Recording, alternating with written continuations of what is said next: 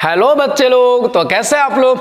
उम्मीद करते होंगे आप सभी ठीक हैं, मस्त होंगे और बढ़िया होंगे और आपके एग्जाम के प्रिपरेशन भी काफ़ी बेस्ट चल रही होगी। तो आपके एग्जाम के प्रिपरेशन को और भी ज़्यादा शानदार और स्ट्रॉन्ग बनाने के लिए मैं लेकर आया हूँ फिजिक्स के और भी ढेर सारे इंपॉर्टेंट क्वेश्चंस। वो एग्जाम के पॉइंट ऑफ व्यू से काफ़ी ज़्यादा इंपॉर्टेंट है और आपके आंसर राइटिंग को काफ़ी बेस्ट करेंगे। तो इस वीडियो को देखते रहिए इन तक। तो आज का फर्स्ट क्वेश्चन है Kirchhoff's law. What is Kirchhoff's law? Kirchhoff's law क्या है? तो सबसे पहले I will define Kirchhoff's law and then I will try to understood that what is Kirchhoff's law first. तो मैं सबसे पहले इसका डिफिनेशन को बताऊंगा और उसके बाद मैं इसे समझाऊंगा। तो आप देखो what is Kirchhoff's law. Kirchhoff's law क्या होते हैं? तो इन simple electric circuits the distribution of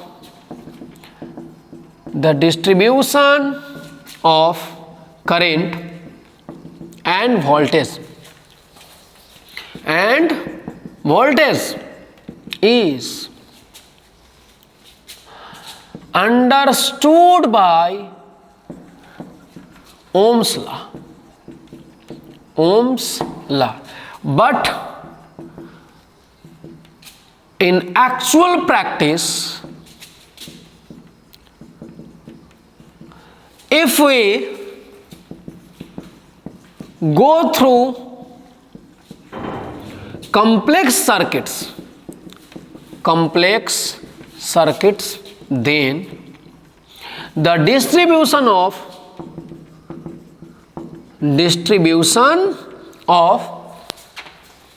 current and potential, या वोल्टेज भी आप लिखो या पोटेंशियल लिखो, current and voltage cannot be understood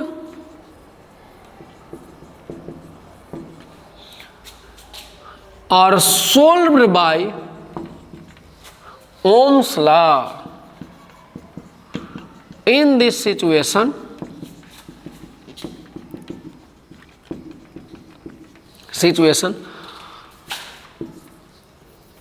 a scientist, कौन सा scientist? A German scientist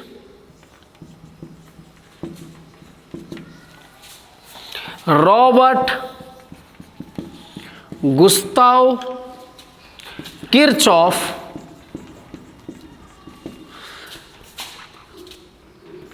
gives two law to solve the problems of complex circuit, and these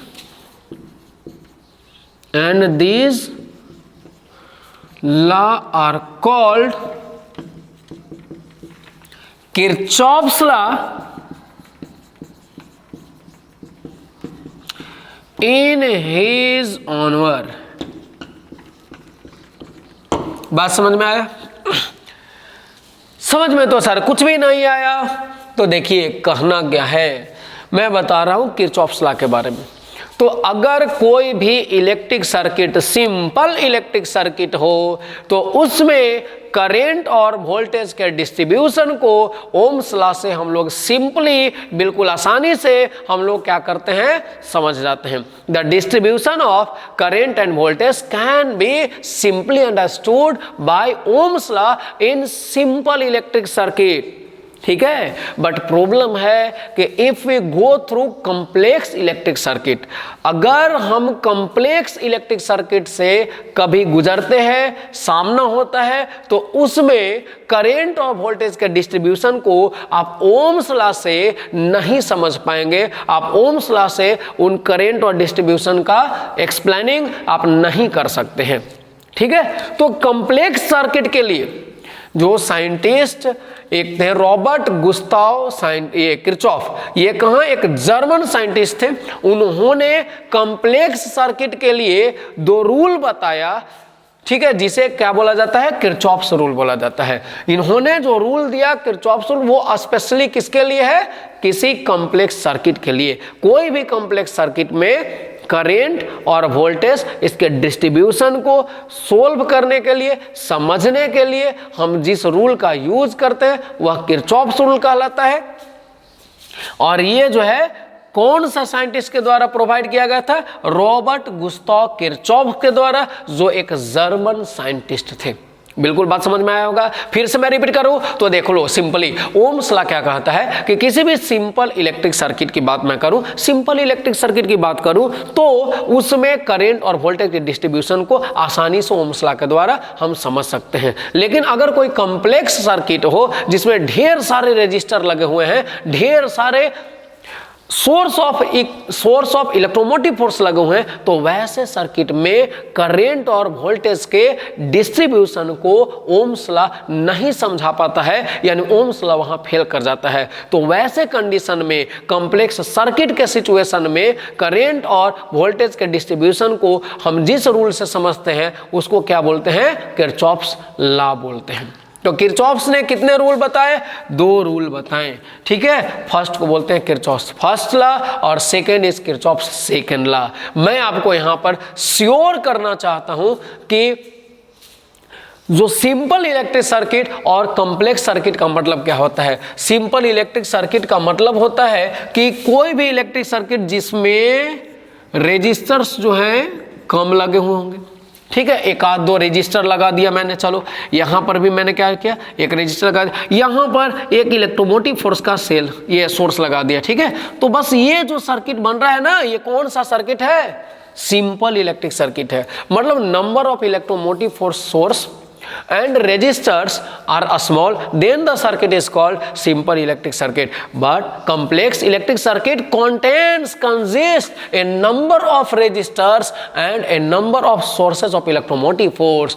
Understood ना?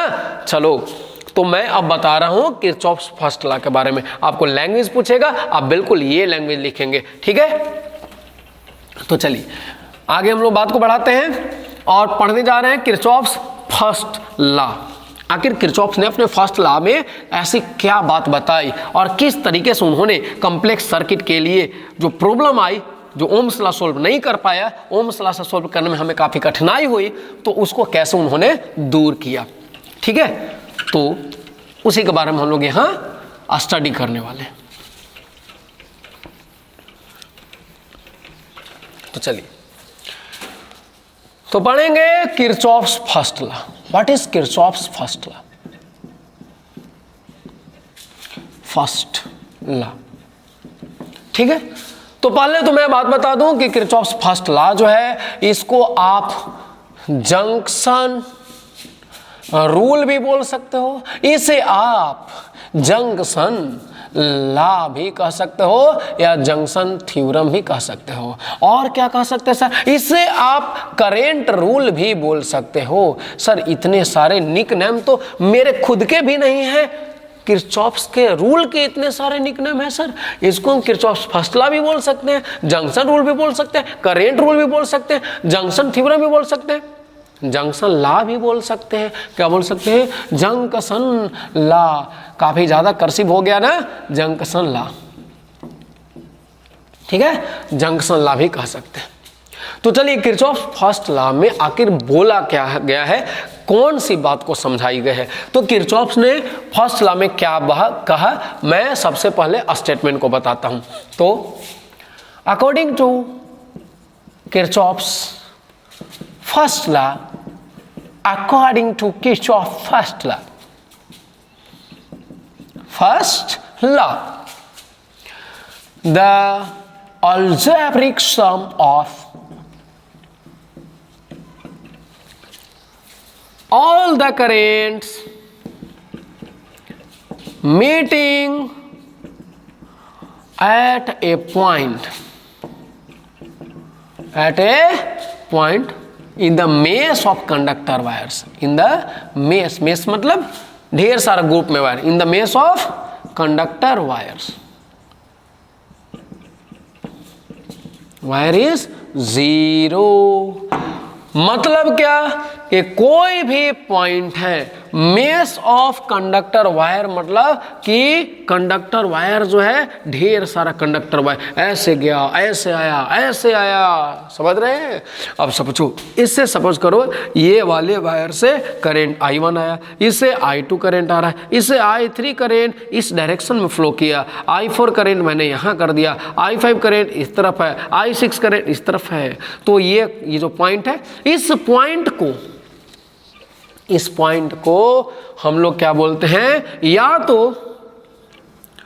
Junction बोल दीजिए या इसी को नोड बोलते हैं। क्या बोलते हैं? इस पॉइंट को ही जंक्शन बोलते हैं या फिर नोड बोलते हैं। चलो इसका मैं नाम दे देता हूं P, ठीक है। इस पॉइंट को क्या बोलते हैं? या तो जंक्शन पॉइंट बोलो या फिर नोड पॉइंट बोलो, या सिंपली जंक्शन बोलो या फिर सिंपली नोड बोल दो। तो बात है किरचॉफ्स फर्स्ट लॉ के। स्टेटमेंट आपको सिर्फ इतना ही लिखना है।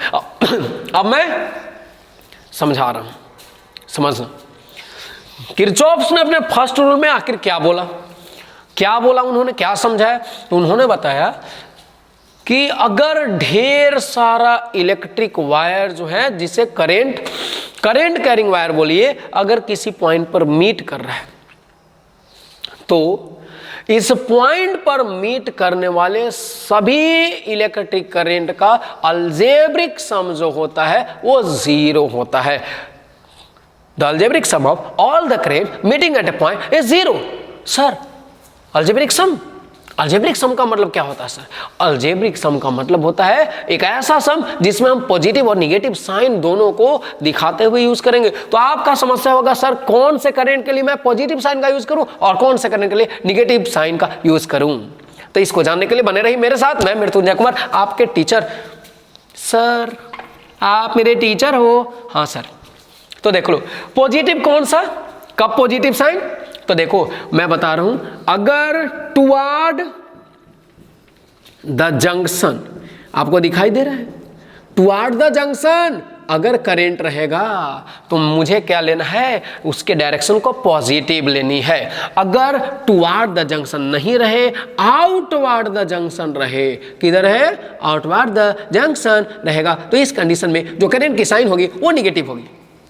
ठीक है, toward the junction positive, outward the junction negative. तो चलिए अलजेब्रिक सम को हम लोग फाइंड करते हैं। तो देखो I1 करंट, साइन कैसा लेंगे? टुवार्ड द जंक्शन, पॉजिटिव ले लो भैया। I2 करंट किधर है? आउटवार्ड द जंक्शन, इसका साइन माइनस में लेंगे I2। I3 देख लो टुवार्ड द जंक्शन, तो पॉजिटिव ले लेंगे सर। I4 किधर है? I4 देख लो यहाँ पे, तो टुवार्ड द जंक्शन, तो प्लस में I4 लेंगे। I5 outward the junction, I5 minus में ले लेंगे। I6 आउटवार्ड द जंक्शन, ये माइनस में हो जाएगा। और सम जो होगा टोटल अलजेब्रिक सम हमने फाइंड किया, कितना आएगा? 0। ये कौन बताया? ये बताया किरचॉफ्स ने अपने फर्स्ट लॉ में कि द अलजेब्रिक सम जो होते हैं किसी भी पॉइंट पे मिलने वाले सारे करंट का, वो 0 होता है। ठीक है, मतलब इसके स्टेटमेंट को आप लिख सकते हैं, that is sigma I equal to 0। First आप क्या लिखो? डिफिनेशन में फर्स्ट लॉ के बारे में आप स्टेटमेंट लिखो, फिर ये फार्मूला लिखो, फिर ये वाली फिगर बनाइए, और फिर क्या करो, ये वाली बात को आपको लिखना है। समझ में आया ना? फर्स्ट ऑफ ऑल आप क्या करो, स्टेटमेंट लिखो, उसके बाद ये फार्मूला लिखना, उसके बाद ये फिगर, और उसके बाद ये वाली बात। ये आपको बोर्ड एग्जाम में लिखने का मैं तरीका बता रहा हूँ, इस तरीके से आप लिखना, ठीक है, तभी सटीक आंसर हो पाएंगे। अब क्या हो गया? चलो यहां तक तो क्लियरली मैंने समझ लिया। अब क्या है, देखो तो ये जो आपको दिखाई दे रहा है, इस चीज को इस तरीके से हम लिख सकते हैं कि जो माइनस वाला करंट है उसको इक्वल साइन के दूसरे तरफ लिख रहे हैं हम। देखो ये क्या हो गया? I1, चलो प्लस में I3 इस तरफ हो गया, I4 इस तरफ हो गया, और बाकी जो होंगे जो माइनस वाले टर्म है, I2 उस तरफ चला गया, I5 उस तरफ चला गया, I6 उस तरफ चला गया। इस बॉक्स को गौर से देखो, और गौर से देखने के बाद जो आपके माइंड में बात आ रही है, जिस बात को आप गेस कर पा रहे हैं, उसको बोलो, जल्दी से कमेंट करके बताओ, जल्दी जल्दी। आपने गेस किया होगा कि इधर जो भी करंट है वो सारे के सारे करंट पॉइंट P पर मिलने वाले करंट हैं, मतलब current meeting eight point P, या फिर आप बोल सकते हैं current toward the junction, current toward the junction. ये क्या है? I2, I5, I6, ये क्या है? देख लो, I2, I5, I6 कौन से करंट है? Current outward the junction, current outward the junction.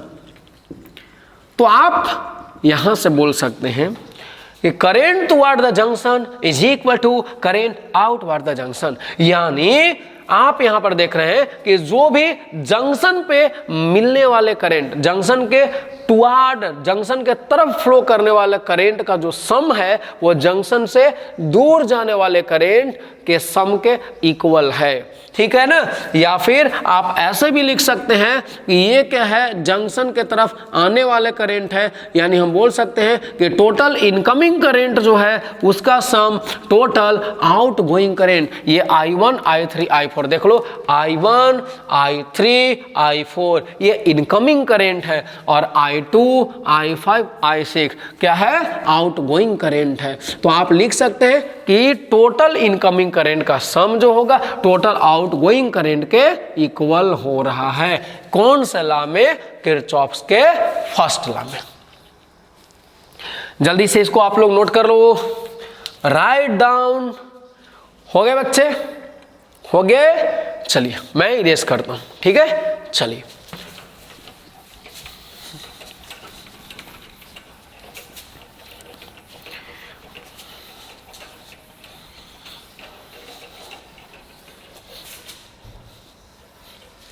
देखो, तो मैं किरचॉफ्स के फर्स्ट जो लॉ है उसके स्टेटमेंट को, उसके डिफिनेशन को मैंने ऊपर लिखा था, मैं और भी डिफिनेशन को लिख रहा हूं जिसे आप अपने लैंग्वेज में, मतलब आप और भी डिफिनेशन लिख सकते हैं। क्या लिख सकते हैं? कि according to Kirchhoff first law आप लिख सकते हैं। किरचॉफ फर्स्ट लॉ क्या होता है? तो लिख सकते हैं according to Kirchhoff's first law, Kirchhoff's first law, the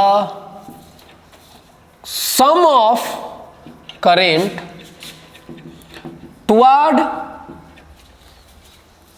the junction is equal to sum of current outward the junction, ठीक है। आप किरचॉफ्स के फर्स्ट लॉ को ऐसे भी लिख सकते हैं कि according to Kirchhoff's first law, Kirchhoff's first law, the sum of total incoming current, total incoming current is equal to the sum of total outgoing current, outgoing current। बात समझ में आ गया बच्चे? तो ये किरचॉफ्स का फर्स्ट लॉ पूरी तरीके से कंप्लीट हो गया। Any doubt? No doubt sir. Okay, मैं एक बात और आपको बता दे रहा हूं किरचॉफ्स के फर्स्ट लॉ में। कौन सी बात है सर? तो देखो, वो बात आप जान रहे हो, बस आपने अभी तक गेस नहीं किया, गौर नहीं किया इस पॉइंट पे। पॉइंट P पर जितने भी करंट आ रहे हैं वो सारे के सारे करंट पॉइंट P से बाहर की तरफ चले जा रहे हैं। मतलब जो भी करंट इनकमिंग हो रही है वो आउट गोइंग भी हो जा रही है। Total incoming current is equal to total out going current, means जितनी करंट जंक्शन पे आकर के मिली उतना ही करंट जंक्शन से बाहर की तरफ चली गई। इसका मतलब ये हुआ कि पॉइंट पी पर करंट जो है वो जमा नहीं हो रहा है, मतलब वहां पर अक्यूमुलेट नहीं हो रहा है, करंट यहां आकर के जमा नहीं हो रहा है। तो जब करंट नहीं जमा हो रहा है तो इसका मतलब है कि चार्ज भी जमा नहीं हो रहा है, क्योंकि electric current is the flow of charge, और जितनी करंट आ रही है उतना ही करंट फ्लो कर जा रही है पॉइंट पी से आउटवर्ड तरफ, बाहर की तरफ। तो जितनी चार्ज पॉइंट पी पे आई उतनी ही चार्ज पॉइंट पी से बाहर चली गई, यानी पॉइंट पी पर चार्ज जो है अक्यूमुलेट नहीं हो रहा है, चार्ज वहां पे जमा नहीं हो रहा है। तो इसको हम बोल सकते हैं कि किरचॉफ्स फर्स्ट लॉ है वो based on law of conservation of charge. Kirchhoff's first law follow Kirchhoff's first law, follow law of conservation of charge। Sir what is charge? ये चार्ज क्या होता है सर? चलिए बात समझ गए ना। तो अब मैं बता रहा हूं, ये किरचॉफ्स फर्स्ट लॉ खत्म हो गया, अब मैं सेकेंड लॉ की तरफ चल रहा हूं। What have explained Kirchhoff in his second law.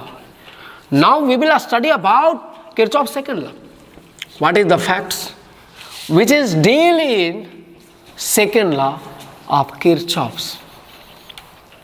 तो चलिए, तो मैं सबसे पहले बता दूं कि किरचॉफ्स का जो सेकंड रूल है वो किसी भी क्लोज लूप के लिए है।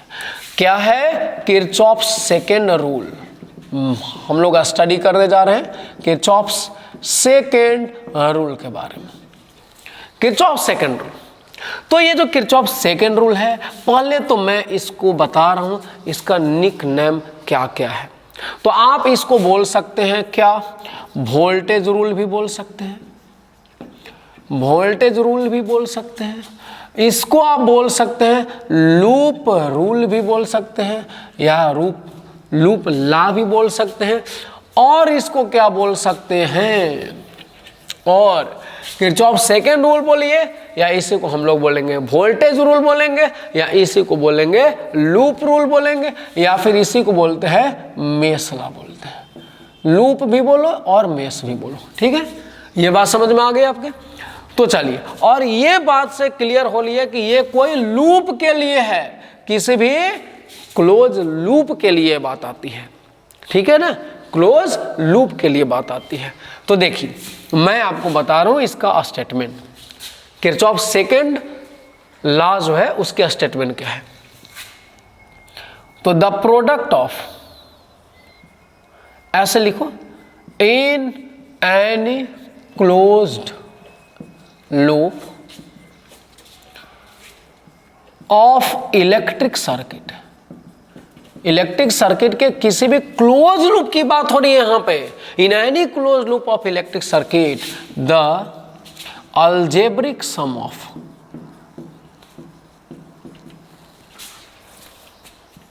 current flowing in each part and resistance, the algebraic sum of product of current flowing in each part and resistance is equal to the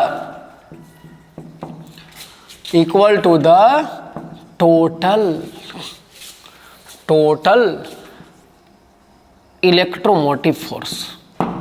बात समझ रहे हैं सर? ये क्या बात हुई? Kirchhoff second rule, voltage rule, loop rule, ये क्या बात बता रही है? तो ये बात बता रही है किसी क्लोज लूप की।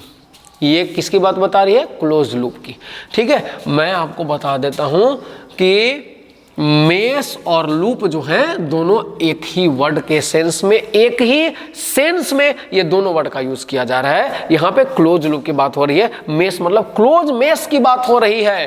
तो मैं इसे अब कैसे लिखूं? डेट इज, आप इक्वेशन फॉर्म में अगर लिखना चाहें इस रूल को तो आप लिख सकते हैं टोटल इलेक्ट्रोमोटिव फोर्स जो इक्वल होगा वो किसके इक्वल होगा? आई और आर के प्रोडक्ट के सम के इक्वल होगा। मैं समझाऊं? आपने स्टेटमेंट देख लिया, डिफिनेशन देख लिया, मैं इसे समझा रहा हूं डायग्राम बना करके। चलो बच्चे लोग जल्दी से बता दो, जल्दी से बताओ, ये क्या क्लोज लूप हुआ? यहाँ पर मैंने एक रेजिस्टर लगा दिया, यहाँ पर भी मैंने एक रेजिस्टेंस लगाया है, यहाँ पर भी एक रेजिस्टेंस लगाया। इसकी रेजिस्टेंस R1 है, ये R2 है, ये R3 है, ये I1 करंट फ्लो कर रहा है, इसमें I2 करंट फ्लो कर रहा है, इसमें I3 करंट फ्लो कर रहा है। अब बताओ क्या ये क्लोज लूप है? इलेक्ट्रिक सर्किट का क्लोज लूप है? Yes sir. इसमें कितने पार्ट हैं? तो यहाँ पे 3 पार्ट है। एक पार्ट ये वाला हुआ, दूसरा पार्ट ये वाला हुआ, थर्ड पार्ट ये वाला हुआ। ठीक है, तो ये किरचॉफ्स का सेकंड लॉ जो है वो क्या कहता है? वो कहता है कि the algebraic sum of product of, point be noted, product of current flowing in each part, current flowing in each part में, ये वाले पार्ट में कौन सा करंट फ्लो कर रहा है? I1 current. ये पार्ट में कौन सा करंट? I2 current. इस पार्ट में कौन सा करंट? I3 current. तो the product of current flowing in each part and resistance, product of किसका? Product of current flowing in each part and resistance is equal to the total electromotive force। यानी यहां पे आप जितने भी part हैं सभी पार्ट में फ्लो करने वाले करंट और रेजिस्टेंस का प्रोडक्ट का सम निकालो। तो देखो यहां पर कितना पार्ट है? 3 पार्ट है। तो करंट का I1 और रेजिस्टेंस का product R1, current resistance I2 into R2, I3 into R3, और इनका जो टोटल सम होगा। सम कैसे निकाला जाए सर? अलजेब्रिक सम के बारे में मैंने अभी जस्ट फर्स्ट लॉ में बताया कि अलजेब्रिक सम का मतलब होता है उनके आगे उनके साइन को जरूर लिखे आप। तो साइन कैसे लिखे सर? तो याद रखिए, साइन को बताने के लिए मैं आपको बता रहा हूं, ये चीज याद रखना। अगर करंट की डायरेक्शन, अगर करंट की डायरेक्शन क्लॉकवाइज हो, कैसी हो? क्लॉकवाइज हो, तो हमें क्या लेना है? उसके आगे पॉजिटिव साइन। और अगर ये एंटी क्लॉकवाइज हो, एंटी क्लॉकवाइज हो, अब एंटी मत समझ लेना, ये एंटी की बात हो रही है, यहां पर एंटी क्लॉकवाइज हो तो इसके साइन को क्या करना? निगेटिव सपोज कर लेना। ठीक है, आई अब एंटी की बारी। वो गोविंदा का आंटी नहीं याद कर लेना, ये क्या है? Anti clockwise. तो एंटी क्लॉकवाइज में निगेटिव और क्लॉकवाइज रहेगा पॉजिटिव। तो बताओ बताओ बताओ, ये I1 करंट डायरेक्शन देखो, I1 करंट इस डायरेक्शन फ्लो कर रहा है, ये I2 इस डायरेक्शन फ्लो कर रहा है, ये क्या हुआ? Clockwise direction. हमने क्या लिया? इसके लिए प्लस साइन लगा दिया। और ये की डायरेक्शन, इसकी डायरेक्शन देखो, ये इस डायरेक्शन में जा रही है, I3 इंटू R3 कैसे जा रही है? एंटी क्लॉकवाइज, इसके लिए माइनस साइन हुआ। तो the algebraic sum of current and resistance, current and resistance, current and resistance is equal to the total electromotive force. And what is the total electromotive force in the circuit? Total electromotive force इसमें कहाँ है sir? यहाँ तो कोई भी electromotive force दिखाई ही नहीं दे रहा सर, कोई न तो सेल दिखाई दे रहा है, नहीं बैटरी दिखाई दे रही है। तो इलेक्ट्रोमोटिव फोर्स का वैल्यू कितना हुआ? ये 0 लिख दो। ठीक है, तो ये हो जाएगा किरचॉफ्स सेकंड लॉ। उम्मीद करते होंगे आप काफी अच्छे से समझ गए होंगे, लेकिन नहीं, हम और भी आपको एग्जांपल दे रहे हैं। आप देख लो ये सेकंड एग्जांपल। मैं देखो ये डिफिनेशन जो है इसको मैं इरेज करता हूं।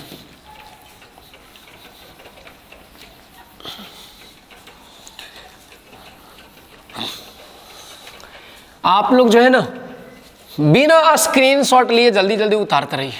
क्या सर आप भी मजाक करते हैं? बिना स्क्रीनशॉट, इतना अन्याय सर। बिना स्क्रीनशॉट का कैसे नोट करेंगे? वीडियो को पॉज करो, जल्दी से नोट करो। देखो मैंने आइडिया दिया ना। चलो, तो सेकंड एग्जांपल मैं दे रहा हूं। ये देखो सेकंड एग्जांपल, ये रहा आपका स्क्रीन के सामने। 10 लाख रुपयों का ये एग्जांपल है, लेकिन वो आपको मिलेंगे नहीं, वो जो है मिलेंगे नहीं, वो मेरे पास जमा हो जाएगा।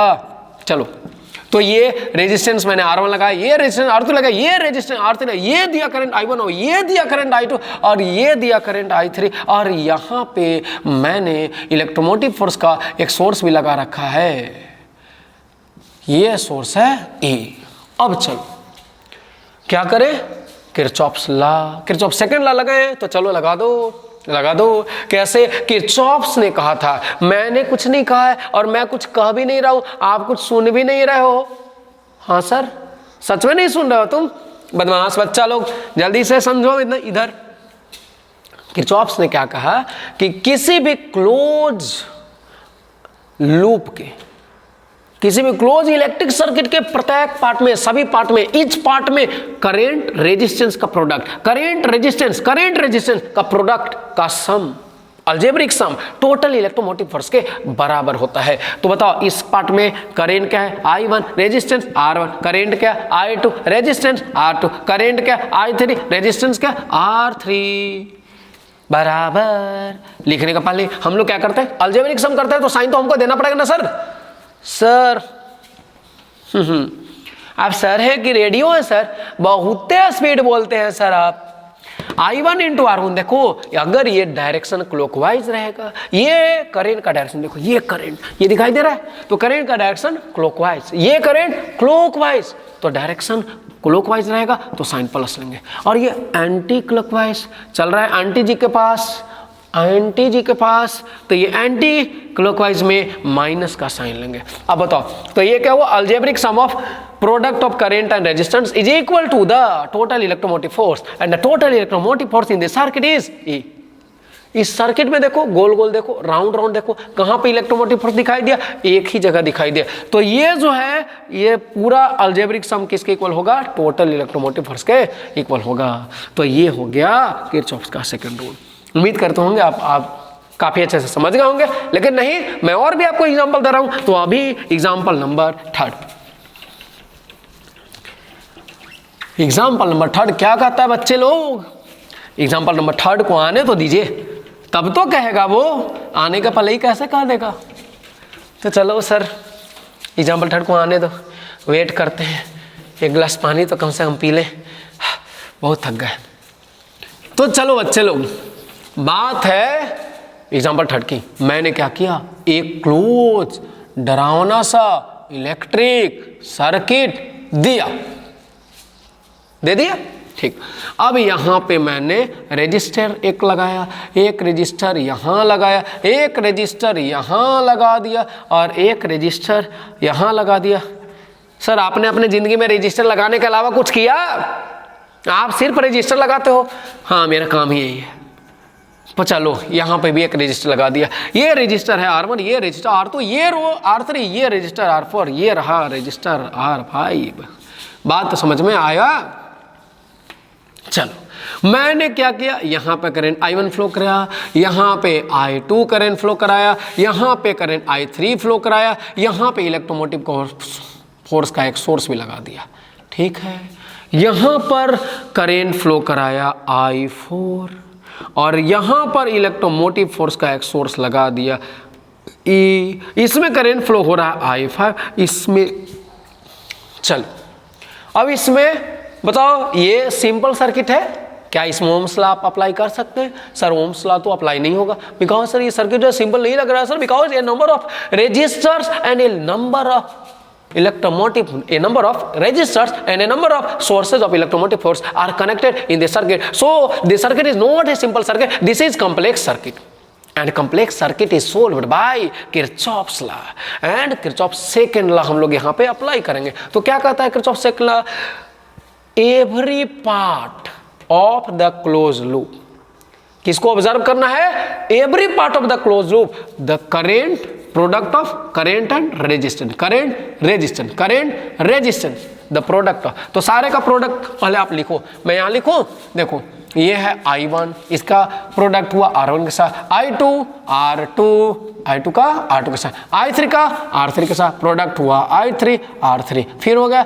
I4 R4, फिर हो गया क्या, यहाँ पे मैं लिख देता हूँ I5 इंटू में R5। अब बात रहा is equal to, but algebraic sign हम देंगे, अलजेब्रिक सम है तो साइन लगाना पड़ेगा। तो बताइए साइन कौन सा होगा, तो जो भी क्लॉकवाइज डायरेक्शन में आपको दिखाई देंगे, क्लॉकवाइज डायरेक्शन में I1 दिखाई दिया, क्लॉकवाइज डायरेक्शन में I2 दिखाई दिया, क्लॉकवाइज डायरेक्शन में सर I3 दिखाई दे रहा है, तो इनका साइन हम लोग क्या लेंगे, पॉजिटिव पॉजिटिव पॉजिटिव। और ये कौन सा डायरेक्शन में है सर, ये तो सर एंटी जी के पास जा रहा है। अरे बच्चे, ये तो बच्चा जो है बदमाशी कर रहा है, शैतानी मत करो। ये कौन सा एंटी जी के पास नहीं जा रहा है, एंटी क्लॉकवाइज डायरेक्शन है, तो इसको क्या करेंगे, माइनस साइन लगा लो, ठीक है। अब ये अलजेब्रिक सम कंप्लीट हो गया। And the total algebraic sum of the product of current and resistance is equal to the total electromotive force of the circuit. वाह सर, तो बताओ टोटल इलेक्ट्रोमोटिव फोर्स कितना हुआ सर, यहाँ का इलेक्ट्रोमोटिव फोर्स ही, इसका इलेक्ट्रोमोटिव फोर्स ही, या ऐसा करो ना, इसको E1 मान लेते हैं, इसको E2 मान लेते हैं। तो बताओ क्या लिखें, E1 प्लस E2 अलजेब्रिक सम नहीं, अलजेब्रिक सम जब इलेक्ट्रोमोटिव फोर्स का भी आप लिखिएगा उसमें भी साइन लगाना जरूरी है, क्योंकि वो भी अलजेब्रिक सम है, एक का पॉजिटिव तो दूसरे का निगेटिव होना मतलब जरूरी है, मतलब ऐसा नहीं है, मतलब साइन आपको लिखना जरूरी है। तो क्या करेंगे, रूल क्या है, तो जो क्लॉकवाइज डायरेक्शन में जाएगा, क्लॉकवाइज डायरेक्शन में जो पड़ेगा उसका साइन ले लेना है पॉजिटिव, मैंने पॉजिटिव लगा दिया। और ये क्या है, एंटी क्लॉकवाइज डायरेक्शन में करंट जा रहा है, इस सेल से एंटी क्लॉकवाइज डायरेक्शन में जा रहा है, सो इसका जो साइन होगा हम लोग माइनस लेंगे। वंस अगेन यहाँ पर अगर करंट जो है क्लॉकवाइज डायरेक्शन में जाता है तो इसलिए यहाँ पर साइन जो होगा पॉजिटिव लेना पड़ेगा, और जो एंटी क्लॉकवाइज डायरेक्शन में जाएगा तो वहां पर इलेक्ट्रोमोटिव फोर्स का साइन जो होगा वो निगेटिव लेना पड़ेगा। तो इस तरीके से क्या हो गया, आप बिल्कुल से समझ गए होंगे किरचॉफ के सेकंड लॉ को, ठीक है। तो मैं फाइनली एक और बात आपको बताना चाहता हूं कि किरचॉफ का फर्स्ट लॉ जो था, law of conservation of charge पर बेस्ड था। Similarly the second law of Kirchhoff's is based on the law of conservation of energy. Once again, Kirchhoff's second law is based on the law of conservation of energy and Kirchhoff's first law is based on the law of conservation of charge. तो उम्मीद करते हैं ये video आपके लिए काफ़ी ज़्यादा helpful हुआ होगा, आप अपने एग्जाम के बेस्ट प्रिपरेशन करते रहें और बने रहे मेरे साथ। मैं आपके लिए हर दिन हर समय आपके लिए तत्पर हूं और आपके लेकर आता रहूँगा नए वीडियो। तो आप लोग अपने एग्जाम के बेस्ट तैयारी करते रहें। ऑल द वेरी बेस्ट बच्चे लोग।